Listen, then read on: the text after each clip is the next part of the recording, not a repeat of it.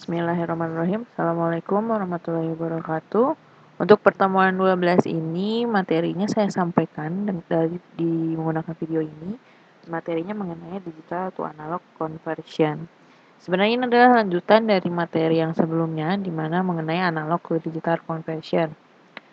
Jadi kalau di materi yang pertemuan sebelumnya, kita banyak membahas di posisi atau proses yang namanya proses sampling, yaitu perubahan dari sinyal analog menjadi sinyal diskrit atau dari sinyal XT menjadi sinyal XN. Nah, untuk materi yang pertemuan ini kita akan membahas suatu proses yang disebut dengan proses kuantisasi atau dengan menggunakan alat yang namanya quantizer, yaitu proses perubahan dari sinyal diskrit menjadi sinyal yang terkuantisasi yang nantinya akan dilanjutkan menjadi proses coding yang akan menjadi sinyal digital. Nah, proses kuantisasi ini dibahas di pertemuan kali ini. Ini adalah persamaan dari konsep dari kuantisasi. Nah, ini gambaran dari proses kuantisasi. Nanti teman-teman detailnya bisa baca di PPT. Nah, di sini saya ingin membahas inti dari proses kuantisasi. Jadi kalau dari proses kuantisasi, jadi kalau kita lihat di sini di slide nomor 7, jadi kalau ada suatu sinyal kontinu atau sinyal analog di sini, ini proses pertama yang dilakukan adalah proses sampling, yaitu mengambil titik-titik sampel dari sinyal analog per waktu tertentu, yaitu proses sampling. Nah, dari titik-titik sampling ini, kemudian titik sampling ini akhirnya dikuantisasi sesuai dengan yang dibutuhkannya, yaitu misalkan ini untuk sumbu T, sumbu T-nya di mana posisinya sama dengan T besar, di mana titik sampelnya ada di antara 3 delta dan 2 delta. Nah, maka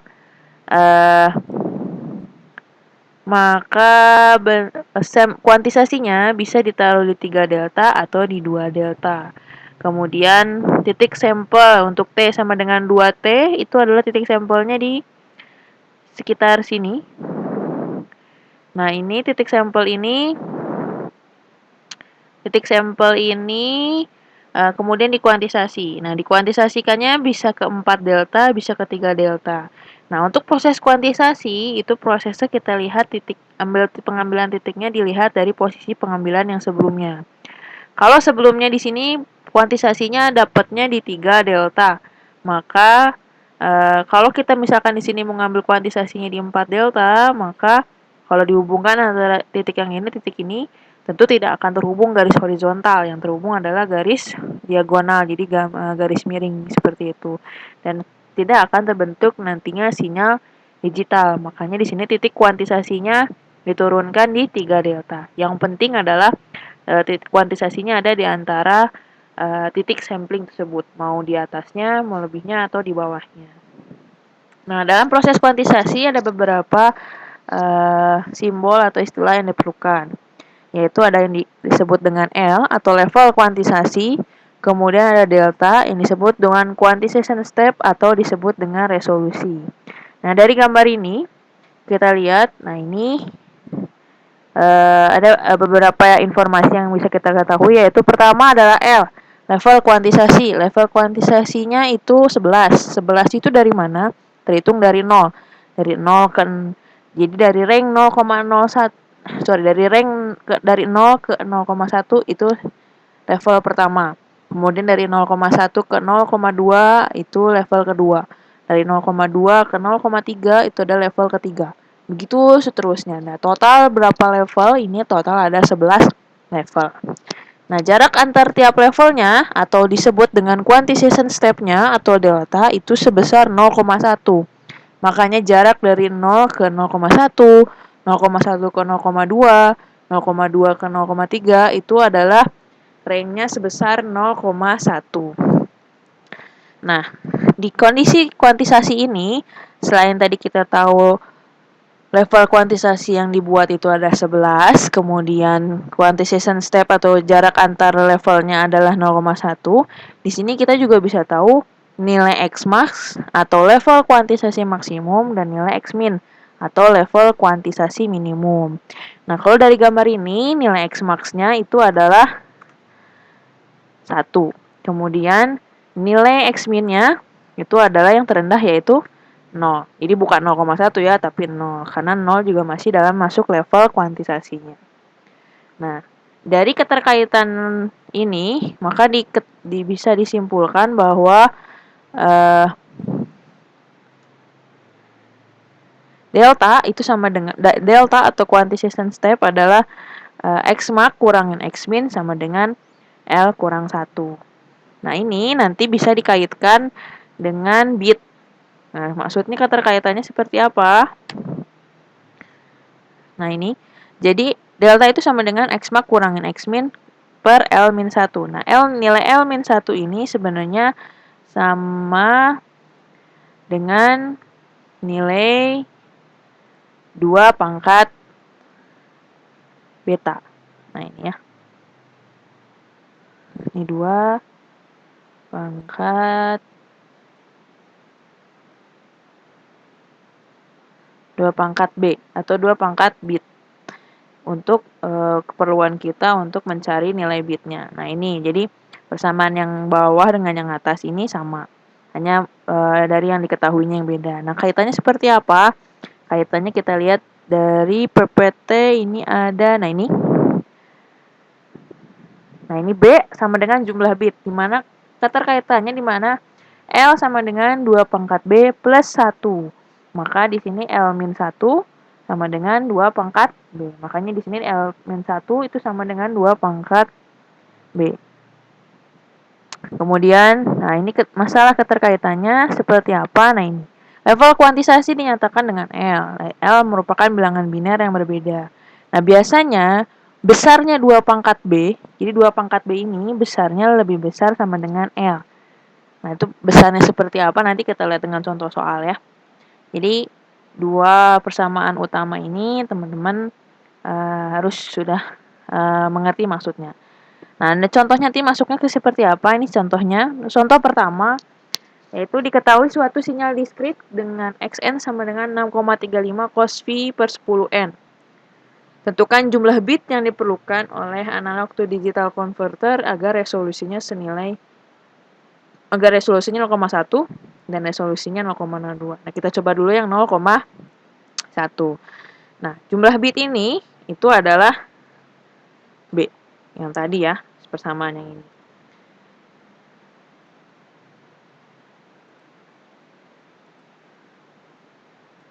Nah, ini soalnya.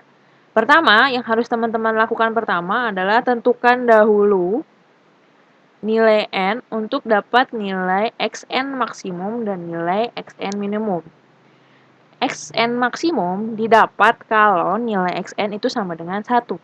Kemudian Xn minimum itu dinyatakan kalau nilai Xn-nya sama dengan minus 1. Nah, jadi buat dapat nilai N maksimum, dapat nilai N untuk nilai Xn maksimum dan nilai N untuk nilai Xn minimum itu syaratnya ini. Jadi, dari persamaan ini, cos V per 10N, nanti kita buat sama dengan 1 untuk dapat nilai N maksimum. Kemudian persamaan yang ini kita buat juga sama dengan minus 1 untuk dapat nilai N untuk Xn minimum. Ya, jadi ini dimasukkan cos V per 10N sama dengan 1. Berapa N yang kita butuhkan agar ini nilainya 1. Setelah saya hitung itu nilai N-nya sama dengan 0. Kemudian cos V per 10N itu sama dengan minus 1. Nah, nilai N-nya adalah 10 di sini ya. Karena cos V, ini kan kalau diganti sama 10 jadi cos V adalah minus 100, jadi minus 1. Atau cos 180 adalah hasilnya minus 1. Kita dapat nilai N ini dan dapat nilai N ini. Fungsinya untuk apa? Nanti ke tahap nomor 2. Jadi untuk mengerjakan soal ini ada 2 tahapnya. Pertama tadi, tentukan dahulu nilai N. N-nya itu yang ini yang saya beri tanda warna kuning ini. Tentukan dahulu nilai N-nya untuk dapat nilai Xn maksimum dan Xn minimum. Setelah dapat nilai N-nya, selanjutnya kita gunakan rumus yang tadi, yang ini ya. Dengan mengganti L-1 dengan 2 pangkat B. Ini rumus yang nanti finishnya kita pakai. Di mana 2 pangkat B adalah L-1. Nah, komponen delta kita punya. Delta sesuai soal ada 0,1. Kemudian L L itu ditanyakan, atau kalau di sini kan kita mau nyari ini ya, berarti delta kita tahu 0,1, 2 pangkat B atau nilai bitnya itu yang ditanyakan, tentukan jumlah bit, nah itu B-nya yang ditanyakan. Nah, yang kita belum tahu adalah nilai X mark dan X min-nya. Nah, nilai X mark dan X min ini dicari dengan mempergunakan persamaan Xn tadi, di mana nilai N-nya diganti dengan nilai N yang tadi kita, nah ini N yang tadi kita cari, jadi N0 dan N10. Ini. Untuk mendapatkan nilai X max, kita menggunakan nilai N untuk kondisi maksimum, di mana kondisi maksimum N-nya adalah sama dengan 0. Maka persamaan yang ini, N-nya kita ganti sama dengan 0. Jadi X max-nya adalah 6,35 dikalikan dengan ini tadi hasilnya 1. Jadi hasilnya adalah 6,35. Kemudian untuk mendapatkan nilai X min-nya, 6,35 cos pi per 10 dikalikan dengan nilai N untuk kondisi minimum, yaitu N-nya sama dengan 10. Jadi ini dikalikan 10, sama dengan minus 6,35. Sudah dapat nilai X mark dan X min. Nilai X mark dan X min-nya kita masukkan ke persamaan yang delta ini. Delta sama dengan X mark kurangin X min per 2 pangkat B. Ini. Deltanya tadi sesuai soal. Deltanya 0,1, X mark-nya 6,35, kemudian X min-nya minus 6,35 per 2 pangkat B. Setelah kita dikali silang, kita dapat 2 pangkat B sama dengan 12,7 dibagi 0,1. Hasilnya adalah 127. Jadi kita dapat 2 pangkat B adalah 127.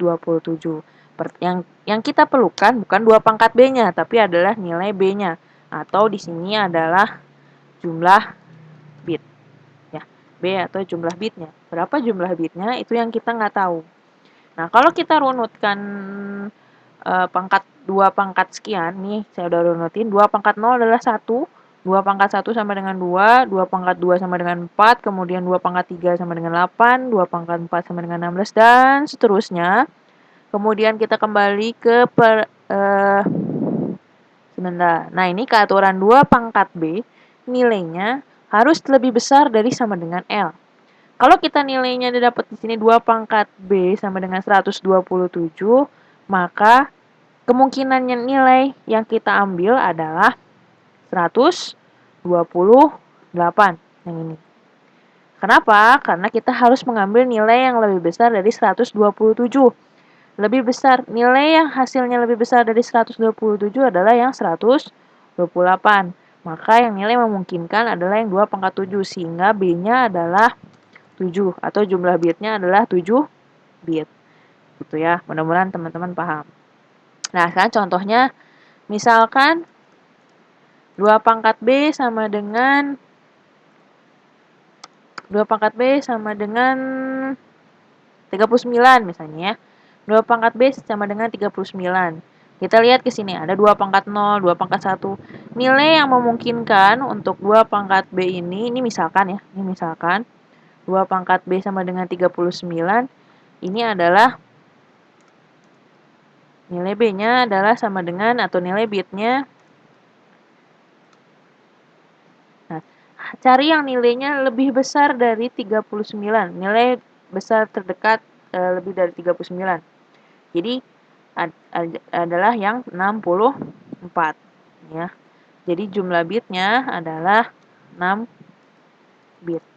Misalnya pertanyaan teman-teman, Bu, kenapa nggak ngambil 2 pangkat 5? Jadi bitnya ada 5. Padahal 39 kan dekat ke 32. Memang dekat, tapi yang jadi syarat kita adalah nilai terbesar terdekat. Jadi 2 pangkat B harus lebih besar sama dengan nilai ininya. Jadi kalau ini 2 pangkat B-nya sama dengan 39, berarti kita lipatkan ke atas, kita dapatnya yang 64. Gitu ya. Begitu juga seterusnya. Misalkan 2 pangkat B-nya adalah 67 misalnya. Nah, B-nya ini nggak jadi 6 bit, walaupun 64 dengan 67 itu dekat. Tapi kita lihat ke kondisi yang lebih besar bitnya dari 67 adalah yang 128. Maka nilai bitnya ini adalah berubah jadi nilai 7 gitu ya. Jadi mudah-mudahan teman-teman paham bagaimana menentukan nilai bit untuk kondisi seperti ini. Udah dapat nilai bitnya, maka untuk soal yang ini, berapa tentukan jumlah bit yang diperlukan oleh analog to digital converter agar resolusinya delta sama dengan 0,1. Maka untuk yang ini, jumlah bitnya atau B-nya itu sama dengan 7 bit. Ya, ini sama dengan 7 bit. Nah, untuk yang 0,02 silakan teman-teman coba akan mendapatkan jumlah bit berapa banyak. Ya, nanti silakan teman-teman coba sendiri. Ini kita dapat nilai B-nya itu berapa bit. Gitu ya. Kemudian pertanyaan yang selanjutnya adalah diketahui sinyal seismik analog dengan dynamic range sebesar 1 volt. Bila sinyal analog ini dicuplik dengan frekuensi sebesar 220 sampel per second menggunakan 8 bit analog to digital converter, maka tentukan bit rate, resolusi, dan frekuensi sinyal maksimum yang ada pada sinyal digital. Nah, ini perlu teman-teman ketahui untuk penjabaran definisi soalnya. Jadi diketahui sinyal seismik analog dengan dynamic range. Nah, dynamic range ini maksudnya adalah range dari X max ke X min sebesar 1 volt. Nah, ini ya. Jadi maksudnya dynamic range ini adalah dia adalah range dari X max ke X min. Besarnya adalah 1 volt. Kemudian bila sinyal analog ini dicuplik dengan frekuensi sebesar 20 sampel per second menggunakan 8 bit. Nah, ini diketahui kira-kira seperti ini. Nah, pertanyaan pertama suruh ngitung bitrate-nya. Bitrate itu satuannya apa? BPS atau bit per second. Di sini kita punya 8 bit. Nah, di sini kita masukkan bitnya dulu yaitu 8 bit. 8 bit ini digunakan untuk per sampelnya. Jadi di sini ada 20 sampel per second di mana setiap sampelnya mempunyai jumlah bit sebanyak 8. Makanya kalau ditanya bitrate-nya atau bit per second-nya, jadi 8 bit per sampel, ini 8 bit per sampel, dikalikan, jadi ini ya, 8 bit per sampel, itu kaitannya dengan ini, dikalikan dengan 20 sampel per second. Nah, ini 20 sampel per second. Kalau ini perkalian, sampel dikali 1 per sampel dikalikan dengan sampel ini bisa dicoret. Jadi 8 kali 20 adalah 160 bit per second. Gitu ya untuk mencari bitrate. Kemudian ada resolution, tentukan resolusi. Nah, kita review ke belakang, resolusi itu sama dengan quantization step atau mencari delta, di mana rumusnya adalah delta adalah X max min X min per L min 1. Nah, tadi di awal saya udah bilang dynamic range ini merupakan definisi dari X max min X min. Jadi besarnya ini adalah 1 volt. 1 volt per kalau L min 1 ini kita ubah menjadi 2 pangkat. Nah, ini kita pakai yang 2 pangkat ya, 2 pangkat B.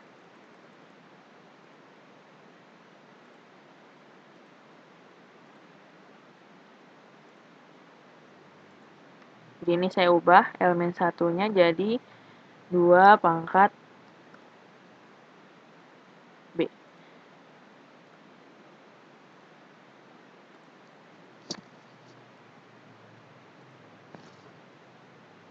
Nah, ini kira-kira. Nah, di sini kenapa nggak pakai L min 1? Karena di sini nggak ada yang menerangkan berapa besar L-nya atau level kuantisasinya. Yang memungkinkan adalah jumlah bitnya. Jadi diketahui di soal jumlah bitnya adalah 8 bit. Berarti X max min X min-nya itu tadi kita gunakan adalah 1 volt. Yang ini kemudian 2 pangkat B-nya adalah 2 pangkat 8 atau sini 8-nya diambil dari 8 bit. Ini dihitung sedemikian rupa kita dapat perhitungannya kalau diubah ke milivolt berarti jadi 3,9 milivolt. Nah, itu besaran delta atau resolusinya. Kemudian pertanyaan selanjutnya frekuensi sinyal maksimum yang ada pada digital seismic sinyal.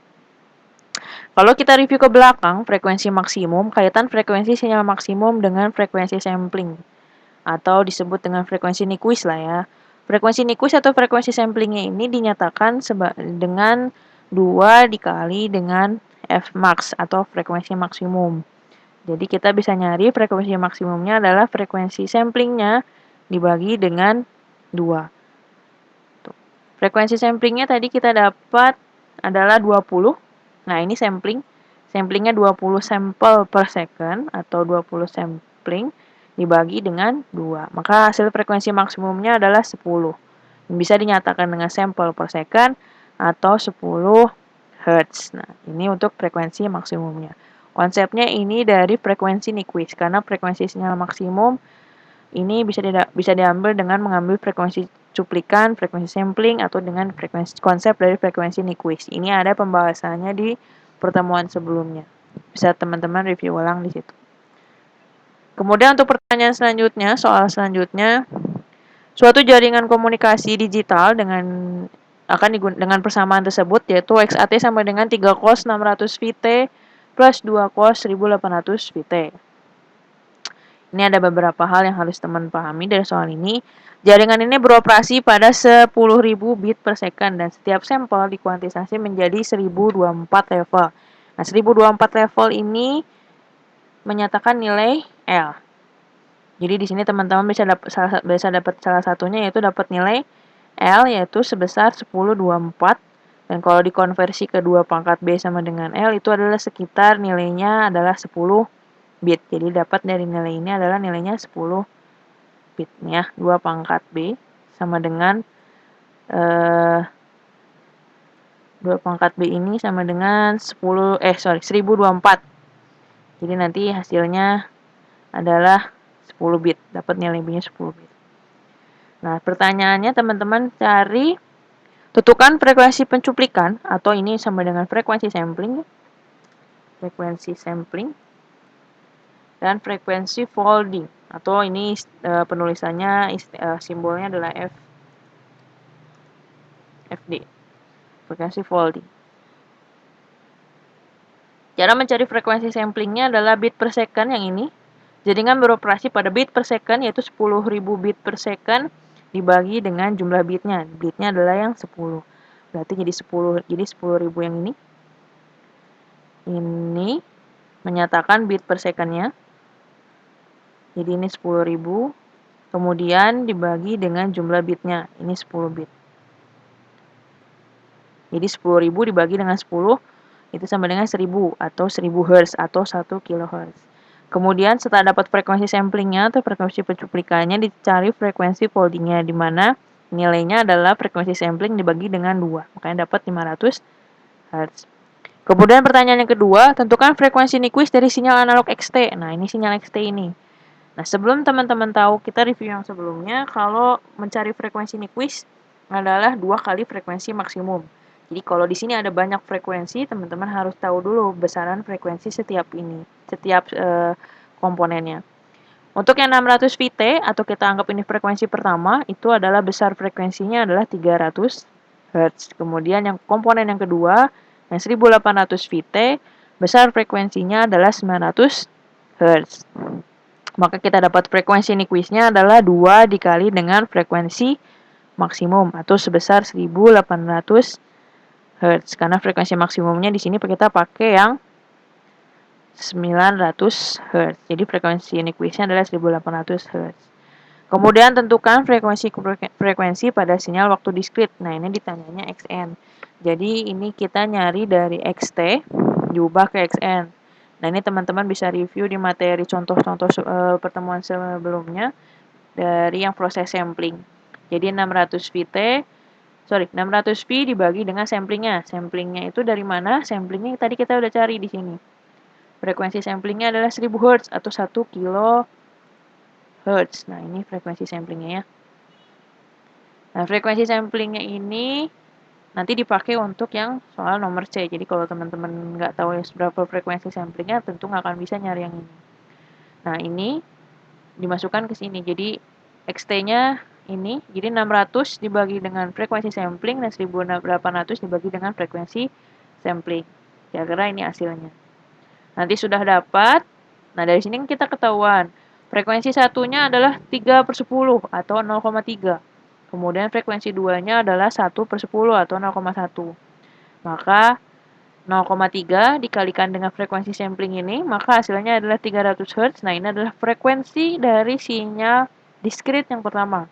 Kemudian 0,1 dikalikan dengan 1000 Hz, itu adalah 100 Hz. Kemudian pertanyaan selanjutnya adalah hitung resolusinya. Tuh ya, nanti teman-teman bisa coba. Ini perlu nyari nilai X max, X dan X min. Kemudian, ya itu sih. Itu untuk pembahasan soal yang ada di sini, teman-teman bisa cukup pelajari ini, memahami seperti apa prosesnya, bagaimana, dan memahami bagaimana konsep untuk resolusi atau quantization step-nya. Jadi antara proses sampling yang tadi, yang ada di awal atau di pertemuan sebelumnya, ini tentunya akan nyambung dengan proses kuantisasi. Makanya tadi di soal yang nomor 3 ini nyambung karena yang kita ketahui adalah XT-nya, di mana XT itu maksudnya adalah sinyal analog. Yang kita kejar adalah sinyal kuantisasinya. Makanya di tengah-tengah kita harus tahu dulu nilai XN-nya berapa. Gitu ya. Mudah-mudahan teman-teman bisa memahami penjelasan ini. Untuk itu, materi ini silakan disimak. Kemudian nanti ada latihan yang perlu teman-teman kerjakan. Ada di learning, teman-teman bisa langsung mengaksesnya. Dikumpulkan hari ini juga. Bahannya juga nggak jauh-jauh dari penjelasan ini. Mudah-mudahan teman-teman bisa memahaminya. Kalau ada yang kurang paham, teman-teman bisa menanyakan langsung atau mudah-mudahan minggu depan kita bisa ketemu lagi untuk satu materi terakhir. Tuh ya, jadi mudah-mudahan teman-teman paham. Mungkin sekian untuk penjelasan ya, mengenai pertemuan ke-12 ini. Terima kasih atas perhatiannya. Wassalamualaikum warahmatullahi wabarakatuh.